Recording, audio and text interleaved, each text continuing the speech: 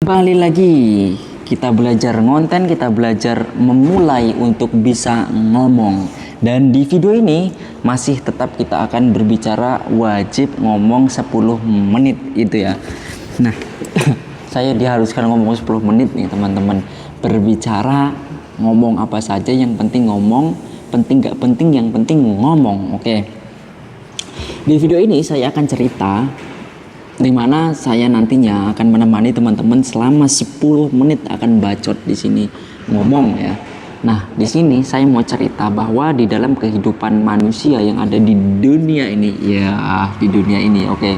Di dunia ini sebenarnya hanya numpang ngombe. Ya, katanya seperti itu, numpang ngombe, ya kan? Numpang ngombe hanya sebenarnya itu dalam artinya apa? Kita kan di dunia ini ya hanya sebentar gitu, jadi nggak usah terlalu dibawa pusing lah.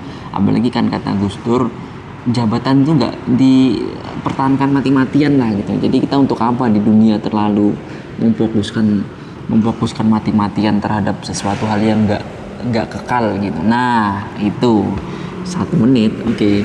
Nah, yang demikian itu ketika kita di dalam dunia ini kita kan melakukan suatu kegiatan teman-teman. Ada yang membuat konten, ada yang beca, ada yang ngojek, ada yang berkendaraan pribadi, ada yang naik taksi, ada yang jualan, ada yang di toko, ada yang jadi karyawan, ada yang jadi bos, ada yang jadi santri, kiai, ada yang jadi guru, murid, dah semuanya lah. Ini mempunyai perannya masing-masing. Nah, peran yang ada di dunia ini kita kan memerankan gitu ya. Saya memerankan diri saya sendiri dan teman-teman memerankan teman-teman sendiri. Nah, peran kita selama di dunia ini sebenarnya membuat kita sebagai manusia itu bisa memerankan apa saja yang kita mau gitu. Kalau ini kan kita memerankan diri kita gitu. Nah, seperti itu.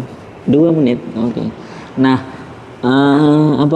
kalau misalnya di dunia kita kan sebagai manusia yang tidak luput dari kesalahan ya, tidak luput dari kesalahan, yang mana kita selalu membuat khilaf, membuat suatu kesalahan. Tetapi ketika membuat kesalahan kita harus meminta maaf itu kepada orang yang kita sakiti, juga kepada Tuhan yang kita yakini bahwa Dia adalah Tuhan kita ya, yang telah menciptakan kita sebagai hambanya. Di dunia ini saya pernah diceritakan dari teman saya itu diceritakan lagi temannya gitu, bahwa dalam kehidupan itu ada yang namanya rumah tangga. Nah, dia cerita gitu, temannya lagi cerita, kemudian diceritakan kepada saya. Dalam rumah tangga itu ada suatu hubungan antara laki-laki dan perempuan yang menjadi hubungan sah di antara suatu rumah tangga. Dan berumah tangga itu sesuatu hal yang diwajibkan kepada seluruh hambanya, antara laki-laki dan perempuan. Ini kan pasang-pasangan gitu. Jadi sudah diciptakan antara laki-laki dan perempuan, pasang-pasangan gitu. Akhirnya menikah, berkembang biak. Nah, berkembang biak itu ya mempunyai anak. Ini yang disunahkan, seorang itu mempunyai keturunan gitu kan sebagai penerusnya. Nah, kita intinya bukan itu, tapi dalam hubungan di dalam rumah tangga, kita tahu ya teman-teman bahwa dalam rumah tangga itu yang saya diceritakan temannya lagi yang menceritakan ke saya itu, bahwa dalam rumah tangga itu ada beberapa faktor untuk mempertahankan keluarga gitu. Ya, saya mendengarkan saja ketika mereka bercerita, adalah keterbukaan antara satu lagi itu ya pasangannya, saling keterbukaan. Jadi tidak boleh kita berbohong, tidak boleh menutupi dan sebagainya, kita saling terbuka. Kemudian ya saling ngobrol lah, ngomong. Jadi kalau katanya kalau di dalam keluarga itu ya kebanyakan orang-orang yang bercerita yang sudah berkeluarga itu isinya hanya bercerita, ngobrol setiap hari. Makanya selain kita konten seperti ini belajar ngomong, ya kita nanti akan berbicara menghadapi yang lebih berat lagi gitu, yang lebih berat lagi. Kita nggak menghadapi kamera, tapi kita menghadapi real orangnya gitu, yang diajak ngobrol. Tapi biasanya kalau kita dengan seorang perempuan itu kan kita hanya mendengarkan ya, banyak mendengarkan daripada bercerita, karena targetnya itu banyak cewek gitu ya kalau dari segi menjelaskan kosakatanya. Bahkan ada yang mengatakan 20.000 targetnya itu sehari. Jadi kita sebagai laki-laki hanya mendengarkan saja ya, jadi bercerita dikit lah. Laki-laki pun misalnya tidak bercerita tidak apa-apa, karena laki-laki tidak bercerita ya gitu. Tapi ya harus bercerita juga, menyeimbangkan antara kita dan pasangan kita. Nah, saya banyak belajar dari mereka yang sudah mempunyai rumah tangga, teman-teman. Saya gini, kadang ada, ini real ya, real. Kalau ini teman saya sendiri, saya mempunyai teman yang mana dia mempunyai suatu pekerjaan yang ya di bawah UMR lah, di bawah UMR. Bahkan ada juga yang satu harinya 50.000. Kalian tahu berapa anaknya? Mempunyai 4 anak. 4 anak ini yang tiga sekolah, yang satu masih kecil. Kalian tahu 50.000 ini cukup apa enggak? Cukup, teman-teman. Jadi dari teman saya itu 50.000, ibunya itu jualan es gitu, tapi karyawan ikut ke orang, tapi cukup. Ini menandakan bahwa dalam rumah tangga itu sebenarnya standar dalam kehidupan rumah tangga itu yang menentukan bukan dari berapa banyak atau berapa dikit yang diperoleh, tapi berapa menerimanya gitu.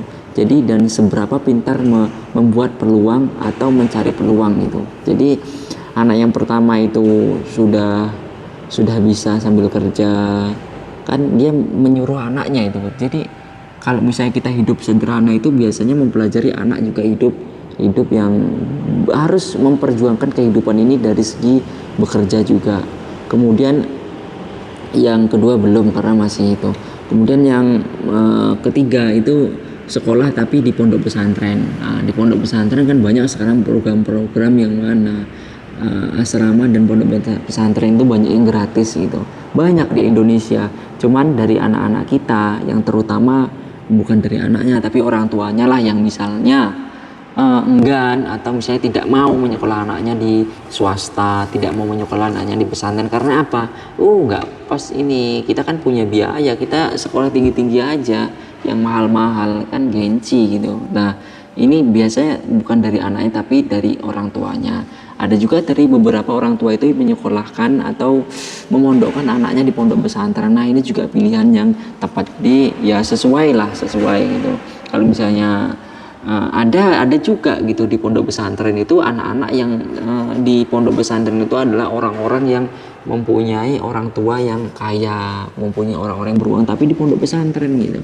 Jadi anak-anak itu bisa belajar dengan kesederhanaannya. Nah, kembali lagi yang cerita tadi ya, bahwa dengan demikian bahwa kita mempunyai banyaknya problem yang ada di rumah tangga, ini cerita mereka ini bisa terselesaikan kalau kita sering ngobrol, kalau kita terbuka, ada jalannya, kita pecahkan bersama gitu kata mereka.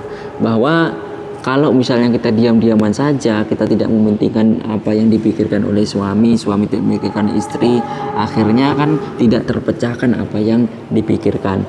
Nah, dengan demikian maka di dalam rumah tangga yang harmonis itu akan menentukan sikap kita bagaimana menghadapi situasi dan kondisi yang akan terjadi.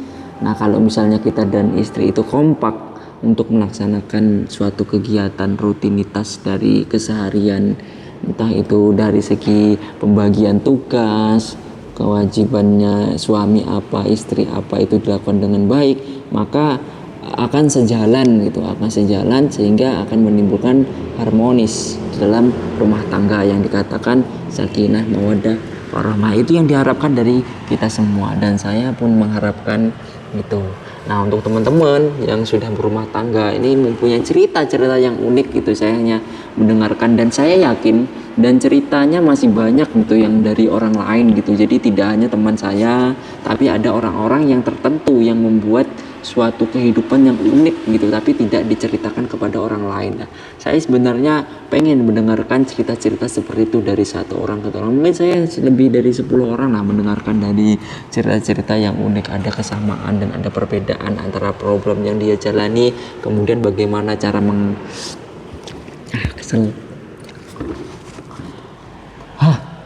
hampir 10 menit teman-teman, kita suruh ngomongannya bacot nih 10 menit ya. nggak apa-apa, kita kan namanya belajar ya. Ya kita usahakan untuk berbicara 10 menit, dikit lagi, oke. Nah itu teman-teman dalam rumah tangga, semoga teman-teman yang sudah berumah tangga diberikan sakinah mawaddah warahmah, diberikan kekuatan dan kebahagiaan dalam menjalankan kehidupannya. Amin ya rabbal alamin. Terima kasih dari saya, belajar untuk membuat konten, belajar ngomong apa saja, penting gak penting, yang penting ngomong. Salam sehat.